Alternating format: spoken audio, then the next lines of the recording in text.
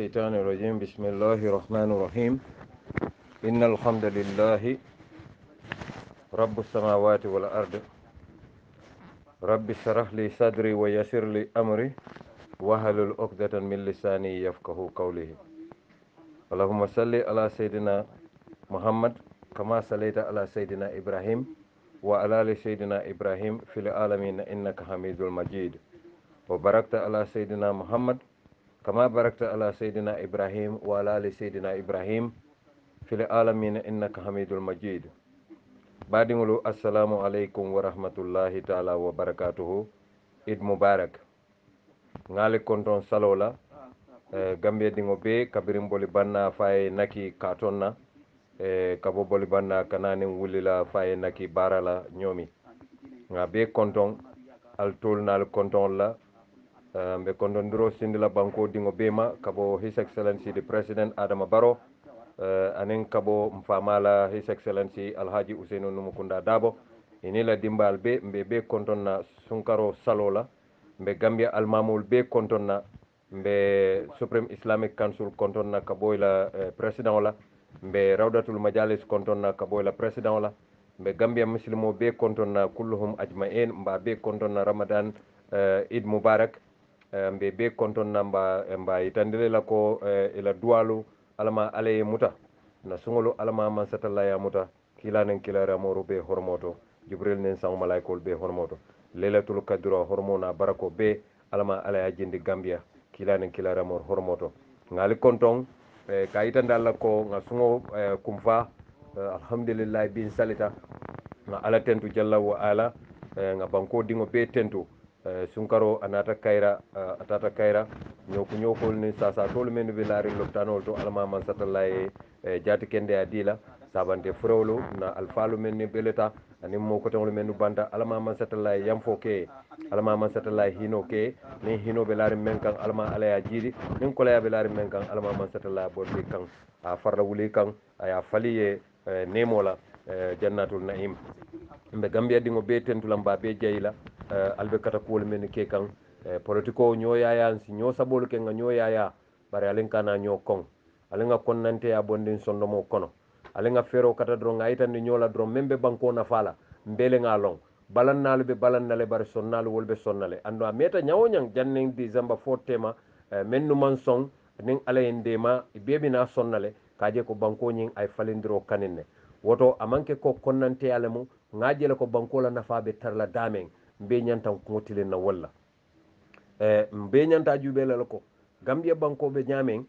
a tarambuloɓe ñamen mais yemiranto la banko la jate kende a ninga folo wala kaatu wala kummayata beete ni aje hani ñin ndiyamolu fawlon ke be keno wallahi hin jatolo ɓe kende aren hin jato man kendeya wallahi hadamade o buka kukoten mira e nana buka o long foni fotata loptano de sasa tolu je otomale ka long ko yara fan jate kende a kummayatale ni tata e sasa tolu juɓe woldolɓe alhaalo men ñama foman satallala demaro doron o famo mu kawandolati momoɓe dow ko wala loptano to moma ñanna kawandila katambitala kato ala yete jato kende ande iman kukaye membe sasare woman menke me antina o kurande ayete jato kende ande woto wato wati to ñanta tarla kaman satalla tentu jallan wa ala badi ngol lafta pour ka ali konton konton dirolem doron kanyo hakilo bulandi doron ko ñing carte fawo men kana akumayata bake gambia dingo be akumayata bake wallahi alinga ñoo bayndo bula alinga ñoo jawya bula alinga banko la interest tambinde ngam faw la interest bulanda noma tonya momo ikatere la interest noma le yes mota fo nola moy kanela interest noma ferem hani wote kenola bari banko la interest o tambinde katu banko ni wo betiyata dron ite fanan ikanna fasoto jele bar ni te dam maya na fasoto e baje la ko mo jamala be torala me ya lonko asina laba nyawo nyang ase fontora wala na tubabul ka fo he who lives in glass houses should not throw stones mo membe weri bun kono o manyana bere fayo dat la kadu ni bero fay ni amurunde nan roite fana na wero be telan otom besi nyil lonko nyimmu kulu kan sumunalti gambia bele denta koleani daha gambia bele tamu oto gambia di wala alinga nyin konnante a bonni sonno mo kono ba mbon nga bankola al halo jube gambia be al halo men to bi alinga jati kende a kacaban mune antin nan tolla banko kam bi kurambe kuranto lalate kan ibuka jarano gambia banko kan fo dolla banko manyen na loptan kendo soto loptan kendo me yalon ko kurang na be kering e nyanta jaro lo soto no sanji tallulu nim feng ndol nga independence soto anim bitem ngo hanni man banko be ke loptano te ninga dantan soto même barakata beteata na fa warta bor kendol be je jaralo ka soto no je wallahi gambe de wol be jade kende a soto lan Gambia news and politics. ni jato man kende a domoro men famo domoro te buka keno a nyama dolbe je masimol le kawul balundi dolbe je ka maskol le bula walla dolbe je wol buka tamano dolbe je wol bu kuran men na wol be lare na wol be alale batun kan dolba fala fo biwo fo samale mo alenga duwa sasa tolbe fo ala se sutiata kende ala katu be sasa renne ndol malon fo samam fanan be tarlay tolbe nyame fanan be tarla wo nyama adama do buke fan kala wolon alale hadama de wolon gambian kolu alenga ke moluti meya lon ko ben fan kanula alinga fan kanu alin kana sin kafuko ndolbe fankun kilin nafa da mali jubela fankun kilin nafa amman banko sambadulato adama baro e gambia dingol jamfale adama baro e ala jamfale la hido wobe hadama diwnin ala le tema ni mol ka foko la hido le mo ha la hido le ma sa timmani no atatimani no hani ni la hido di molu lati la wala hido kan ye karto fayye wobe ni ala fanan tema le abeni ala fanan tema le because bari kalole ka fo ala iyyaka na'budu wa iyyaka nasta'in mbete ala le batula mbedde maro nyini le telebulu ni wonte ala te siratul mustaqim itandi lela de because ka fo ala me ko hidina siratul mustaqim iyada hido men folo di ala iyyaka na'budu wa iyyaka nasta'in imo fon timmandi fam silati amira be siratul mustaqim itandi lela nyaadi le mbadi ngol koni alifanan alen kana son mo dantan yesi banko be kambenta menna banko be ko kolesono alinga ke kilmude banko be kambende ko alinga ya jamme bondi banko be kambende ko alinga adama baro tambindi banko be kambenda nga adama baro tambindi banko be mo kendo be ala karto sika ya jolong adama baro la boxo kono mbe ko wi baro atambita nyato mo dantan ina si baro dale yakadu e kay ko enen gambe de wallahi hidda men kanati mandi Gambia news and baning politics. adama baro son tawala woto adama ni wol man nyodan ndedente ni mo buka lahidi fenna nga lahido tinya moko bar wallahi men tulo ben yalon ndeni mol ka ku jama ka jade bari mo itolle ka fu moliye bari nte dana mal lon ko moliye ko nte ba ma mas nin kar bota dia mo la sai ako tenen hani ndeni mo la hidi ta men dro nin ko malla fi moya moy foni te afa moy nte bu ko mo ka ja moy bari nga kulle korosi gambia ko na en sila bak mo dantan amma mo keme fon side ñun da mo am ko sa mo fon abasi ñun la sita state house inin adama baro ya decide ka banko yelmandi ka banko dingolu niyo kuyandi to this level mo hadumerin kilin wuli ka fu make fasa ba al mo manyen na tilimbali ya fasa la ngamiran tol be ko nga ya jame kele wala ni nga ya jame kele men ni nga baroja ba kele du ikalo ka fo ko ha banko president ha constitution o fo adama baro ni coalition o be 3 years ka cala wata men woto may malon ko constitution ko le sanjulul of course ya lon bare adama baro fango yo lon nay banko ya ko mole ko be sanji sabala kala nana to la hido tinya abe sanjulul ke kan adama baro la sanjulul ko ala fo ni gambia ay muneke namanke coalition o e silolu mennu fenke tata ko do nyinin na yanati o ko do adama baro be do ko la wala so coalition o do ko be wala mbele ngolong oto mbadi gambian ko ali nga nyinin ka ni aje bi npp te nyatilin no la sate la gambia sate te gambia npp se nyatilin no men ya foko ni sate wala mun to la npp la stronghold ala fonye sate jumale ya lo sate me alon ko 90% be mu npp leta ala sate kilim fonye npp ko lunga to lenyin kad gambia kabirum boli bonna fay naki ka tonna ala fonye sate jumale npp ye men control npp le marta 90% of it Gambia news and politics. warato le fonko region jumale je kabirum urr crr lrr nbr West Coast anin KMC anin Banjul atole region jumale je region me alon ko isafo ko NPP le ni regional control atije o tali nyanta alon nel ko toñabe toñatiyol lel bulo toña tintangol wolle lafta toña tanol wolle lafta toña nakarla wolle lafta toña nakarla baden gambiyankol nata doron pour kal konton salola kayitandalla ko politiko kuta ma men mayalon ko ma far kayto kono folo mina wala farla kayto kono nen adama baro tema because adama baro tolta sonna adama baro na banko fo a na banko wafi adama baro kenol kuntula e wafi wonde problem te kene wafi wala mala do kote ay wala long ay wala understand walantina adama baro ya mirala ko nyim presidency pour kade ballundi 150,000 tilo kono wili keme wil tallulu tilo kono atida maka men do mo tili wotili dala su wili keme dala su wil tallu mbadi ngam ko la fanal fa li mira wala do dala su wil keme dala su wil tallulu tilo kono adama baro ka wala do wobe ngaw be kaye adama baro ni salibayo men fa aya dunga nata ta kim faad mos ndolle nga karay adama baro samato men aya dum ndolle nga sangay na fo men aya dunga ko ngodo ndolle nga sangay atata karalla me ya fo bar muso men kala fongol kara maymuna baro ndolle nga jo afon bar muso bakilim fakilim wala la bunyim bayo kara ndolle nga jo ndol gambia non woto adama manyana jutulan tolla nganyim beke adama baroye nyin kammala ko prasin na banko doku a nyama kunu nga moy labe banko dingol kontonna ako tilimbali albe siarim banko kam ay yamar kendel fo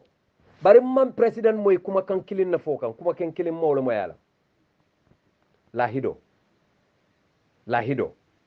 president baro maw kaja aman jate kende akaja musolu men no ka fati ngoto luwolu amaw kaja president baro man security reform kaja president baro man civil service ala man sukuda be mune ke kan wolto feng zero mix aman feng amol dodo discuss what is fine because president baro ya itandi gambia dingol lala ko he cannot deliver more than he has done already ate kukuta keno la kotenke même babula fono même be babulu fente kuto da ko no fofeño wodam male be president baro bula sin dam male keno andu nyimmolu men ya lon ko mo kurunu banko din kurunu banko jawolu woli president baro jele ko nyimmu easy target lati itate kaduta le ya mini ya beng nsa tele manan kunno president baro malam fate fon kam molla ko momo ele bang e ka même faman kutoto ali ngad bulano makatun sa tele nsa tele manan kunno nsa tele control no nsa tele remote control no president a head of state a chief executive molu kallo it will be to no molu fon kallo ka fon sa tele control no akamunda president mo danda nyanta o control lale ni o control woto banko be tarla wala buluko andu nyine mun na gambia la problème ot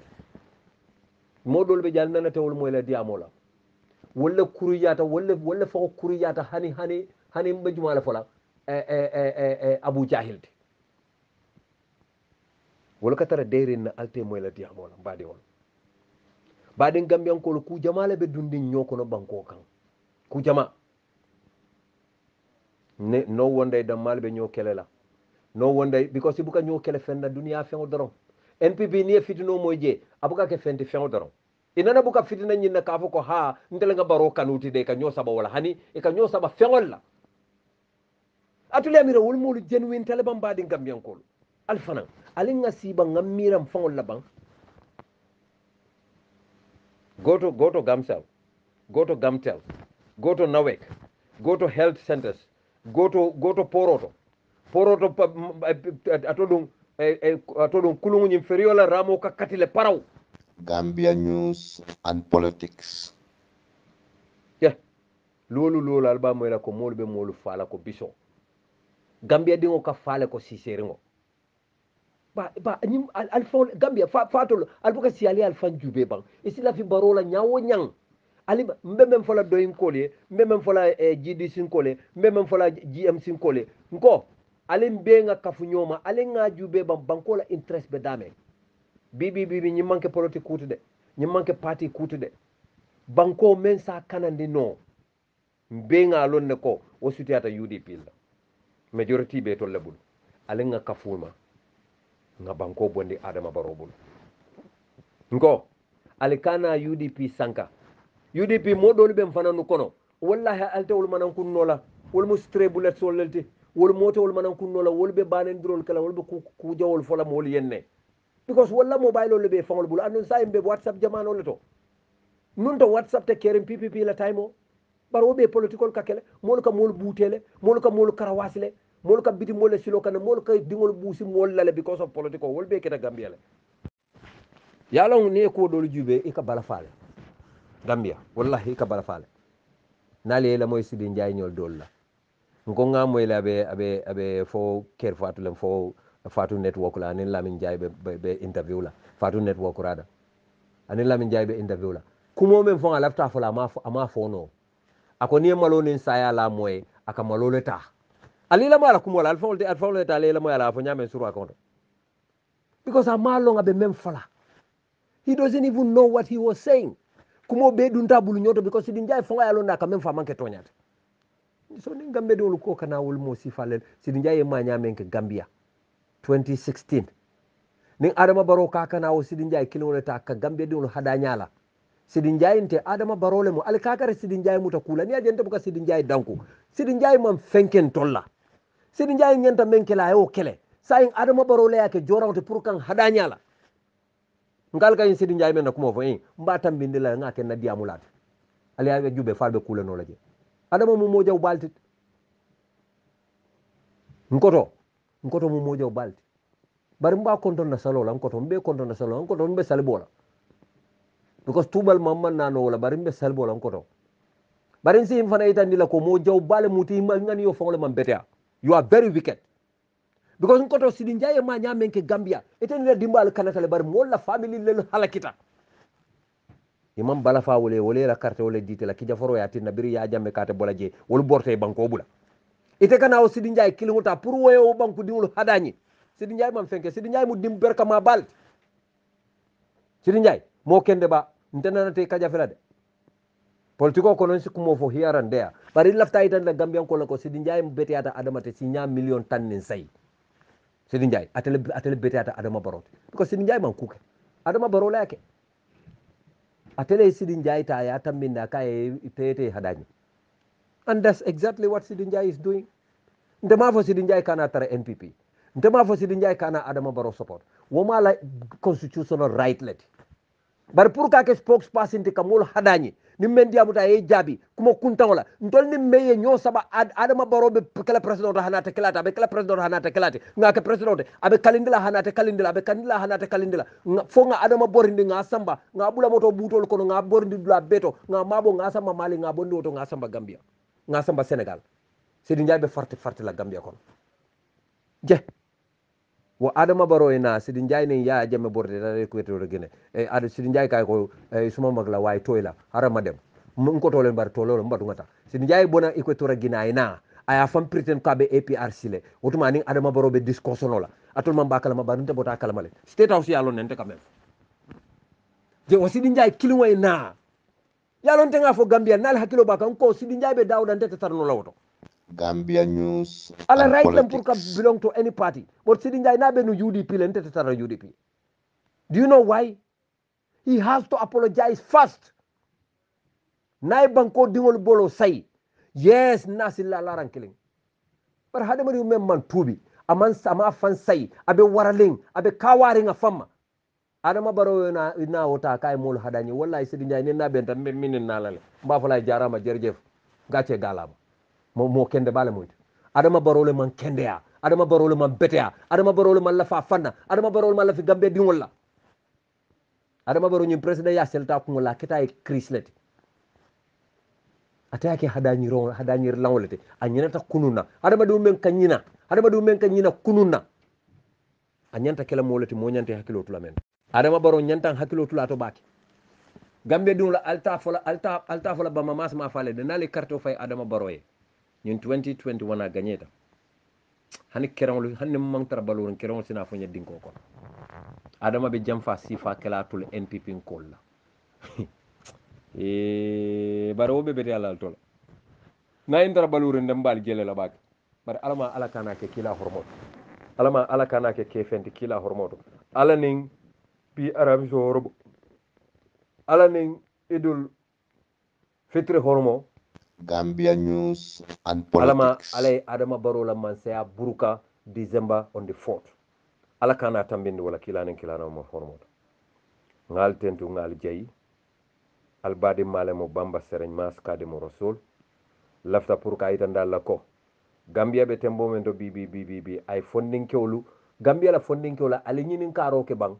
adama baro e mune do ku create fondinkewli ye at least amanya na kala ko fondinkewlu mo nyante kala joran hani UDP fongo nalla man sa kunna nata ali be do ko la create la fondinkewli ye fondinkewlu man nyana tar la bor la mol la motol no ma doron amanya na kala o nyama kabirin tol dinding mbe bor la motol no ndol fana nga kebaya ndiwul fana bor motol no wol fana kebaya wol fana ndiwul bor be kañ non tol taw tala de adama baro ye ya jamela system o no mo fu moto be bor do fonni kelo bor moto no piri wi baro ndol fondo la life nyanta be kala wulta adama baro diwla li ye bor la moto bu jumale no ma ngamira birata sita ye nyuwa diwul be lay samba america ko yalta londo nyen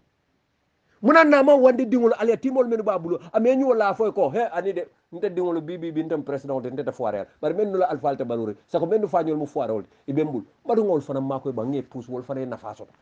ay be samba university of the gambia para ay be samba university hani adama baro to kala amo ngani yole fon soto wo mi rolo to adama ko ngokon ñine kante ni mol ku yandi nte gamme yitan ni mol la wala mu ko yemmen ngani e fon e we man ngani e fon dingol ye ay ngani e wandi dingol ye bang baɗi gambiyankolo alinga adama baro bodde yalon dinol men be adama baro no mo wolte jela wol ka dala civil sabolo je wol yami raw mu fennete dala civil saba what is dala civil saba Gambia news and politics. ndeka me tan de gambia dula wala mo ndika alfero be kata aliya la future plan atolle mu sama alfalta atol fonding kewol atolle mu samati men yen kumandi e ko e fanal lafta pour ka sawu united democratic party ngale lam alim bato mbe do kumandi kan ma soto no du kare nte to ntal to fala de bare ni en na nyen diamo moy fero be kata en kumandi ngaka ca yamay gambia di mo mbal tentu la mbal jeyla albadi malamo kadimo rasul alaman na sal siala nga ka nyama ma ka nyama alama man satala yamuta subhanahu wa ta'ala jallan wa ala ngal tentu ngal jeyi assalamu alaikum wa rahmatullahi ta'ala wa barakatuh